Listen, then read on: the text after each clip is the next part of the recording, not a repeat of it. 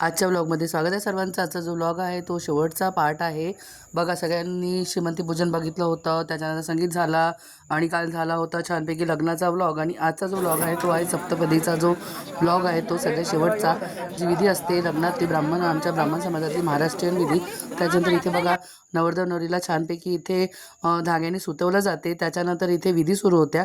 तर पंडित जी होते छानपैकी आपले मंत्र म्हणत होते, खूपच छान वाटते। आणि त्याच्यानंतर सुरू झाले होते जी फेरे घेण्याची आहे पद्धत ती।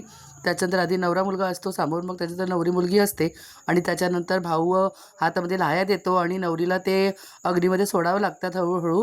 तर बघा किती सुंदर वाटत आहे।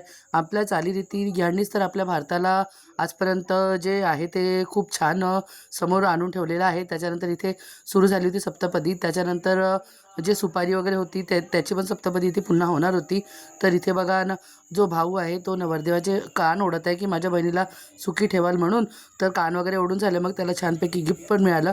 भावाला गिफ्ट मिळत असते आणि नवरीचा जो भाऊ आहे तो लहानच असायला हवा, मोठा भाऊ कान ओढू शकत नाही। त्याच्यानंतर ती सप्तपदी सुरू झाली तर होती। तर यांनी एक नवीन पद्धत इथे छानपैकी वाटली मला, की प्रत्येक सप्तपदीवर एक गिफ्ट तिला मिळत होते। खूपच छान मस्त युनिक कॉन्सेप्ट होती।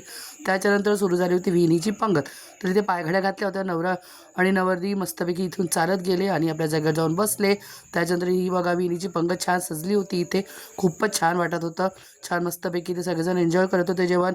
आणि सगळ्यात शेवटचा जो क्षण असतो तो असतो इमोशनल क्षण, तो इथे सुरू झाला होता रडण्याचा। कुणालाच हा क्षण आवडत नसतो, पण काय करणार ना, प्रत्येक लग्नाचा जो शेवट आहे तो इथपासूनच होत असतो।